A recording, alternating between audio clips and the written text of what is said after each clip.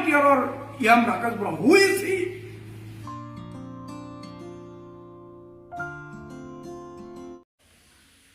गिबियावनो बयनिसिमबो आंनि अननाय आरो सिबिनायखौ फिन खेबसेबाव बावहरबाय। बेजों लोगोसे दिनैनि मोनसे गोदान भिडिअ नोंथांमोन बयखौबो बरायबाय।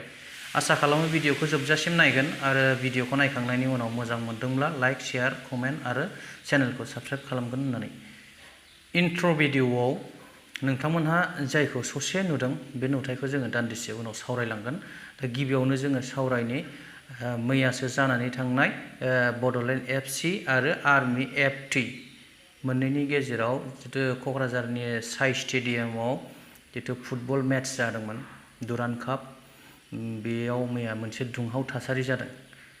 बे दुंहाव थासारिखौ जोङो भिडिअनि गेजेरजों नायनानै लानि।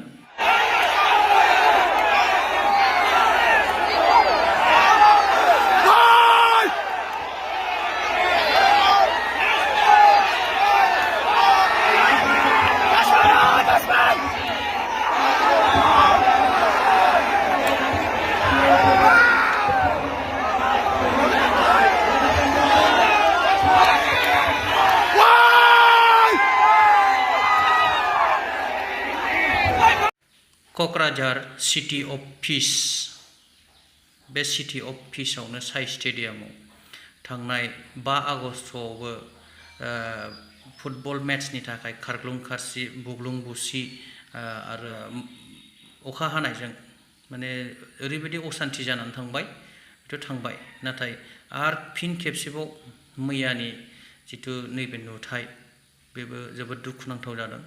इभिक्सनखौ लानानै नटिस फैनायनि सायाव सिगांनि जिहेतु पावाराव थानाय सरकार BPF आरो ABMSUनि आखाइ दङ होननानै बिथां राकेश ब्रह्म दाख्लै खौरांगिरिफोरनि सिगाङाव फोरमायदोंमोन। दा बेखौ लानानैनो ABMSUनि आफादगिरिया राकेश ब्रह्म बिथांनि सायाव माबायदि फिनजाथाय खालामदों, माबायदि सोंखारिदों, भिडिअनि गेजेरजों एसे नायनानै लादिनि।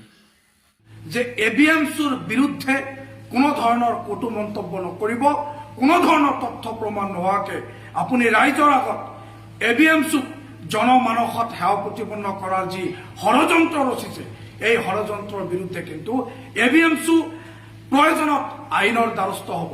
আৰু লগে লগে এইটো সকীয়াই দিছোঁ আপোনাক যে আপুনি BTRৰ সংখ্যালঘু জনসাধাৰণৰ মাজত বিভ্ৰান্তি সৃষ্টি নকৰিব। BTRৰ সংখ্যালঘু জনতা আপোনালোকৰ এই চৰকাৰৰ কোনো ধৰণৰ পেইং সাৰ্ভেণ্ট নহয়। BTRৰ জনতা ABMSUৰ প্ৰতি আস্থা ৰাখিছে আৰু ভৱিষ্যত দিনত ৰাখিব। কোন হয় BTRৰ EM Rakesh Brahma? Who is he? এই BTR ইয়াম ৰাকেশ ব্ৰহ্মৰ নামটোৱে শুনিলো সেইদিনাখন। আগতে এজন মানুহ দেখা পোৱা নাছিলো।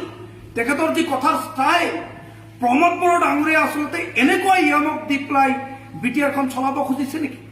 প্ৰমোদ বড়ো ডাঙৰীয়াৰ যি কাউন্সিল, এই কাউন্সিলত মই ভাবো ভাল মেধাসম্পন্ন, জ্ঞান থকা, প্ৰজ্ঞা মেধাসম্পন্ন ব্যক্তিক ইয়াম দিব লাগে। কোন এগৰাকী ৰাকেশ ব্ৰহ্ম, কথাৰ কোনো বেলেঞ্চ নাই, যাক ইয়াম দি পেলাই মই ভাবো প্ৰমোদ বড়োৰ কেবিনেট চৰকাৰখনে আচলতে এইটো এটা সমালোচনাৰ পাত্ৰহে হৈছে। আজি ABMSUক সকীয়াই দিয়াৰ সাহস ক'ত পালে? ABMSU আৰু আপুনি এটা কথা কৈছে যে যিসকলে এই ইভিকশ্যনৰ ওপৰত ৰাইজক সজাগ কৰিছে তেওঁলোকক চিনাক্ত কৰিব লাগে। আপুনি কোন হয় চিনাক্ত কৰিব? আপুনি পুলিচ, আপুনি law and order. You are not the government machinery, you are the servant of the public.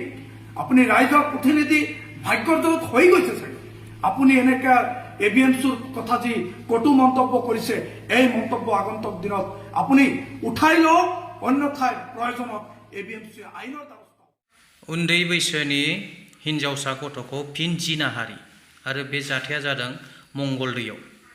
बिमान बर' मुंनि सासे लांसुनियाया गावनि न'खराव गथ' गथायखौ नायनायजों लोगोसे लेखा फरायहोनो होननानै सासे उन्दै हिन्जावसा गथ'खौ लांनानै दोनहैदोंमोन। नाथाय बिथाङा मानिबा गाज्रि खाबु लानानै बिथां हिन्जावसाखौ जिनाहारि खालामदों। बिथाङा दा खारखुमानानै दङ। बिदिब्ला भिडिअखौ ससे नायदिनि। আমি মানে আহাৰ বিনিময় হ'ল যে আমাৰ মানে যিজন ছোৱালীযোগ যিজন মানুহে যিটো অপৰাধ কাম কৰিলে, মানুহজনৰ নাম হ'ল বিমান বড়ো হয়।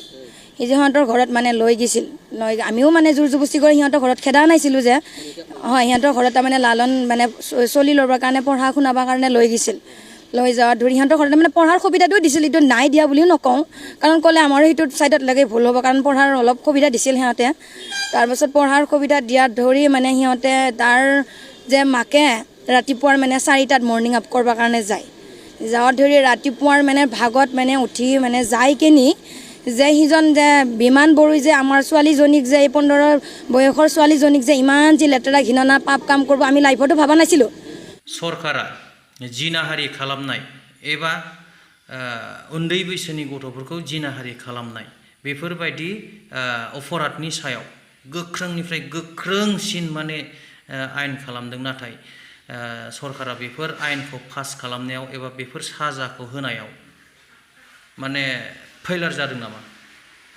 अब्ला मानोथो बिथांमोना दासिमबो माने गोसोआव मोनसे संखिनाय बा गोसोआव मोनसे बुजिनाय फैयाखै बेबायदि लांसुनिया गोसोनि मानसिफ्रा बेखौसो साननो गोनां जाबाय एसेबां गोख्रों गोख्रों साजा फोसावदों सरकारा नाथाय जोंथ' दासिमबो अनेकखौनो नुनो मोनाखै माब्लाबा फासिनि साजा माब्लाबा थैजासिम जेल जानायनि साजा नाथाय सोर साबसिखौ होदों बेखौथ' जों दासिमबो नुनो मोननाय जायाखै बिनि थाखायनो जानो हागौ माने जावले जावले जिनाहारि खालामनाया जाथाया जाबाय थायो बिनिखायनो जोङो गासैबो बेफोरबायदि बिथिङाव बिमा बिफा न'खर गार्जेन आरो रायजो राजा दैदेनगिरिफ्राबो सांग्रां जानाया जोबोद गोनांथि दङ भिडिअखौ जोबजासिम नायनायनि थाखाय रोजा रोजा साबायखर उनाव लोगो मोनफिनबावगोन फिन मोनसे गोदान भिडिअजों लोगोसे दिनै भिडिअआ एसेनोसै गोजोन्थों थेंक इउ जय बर' हारिनि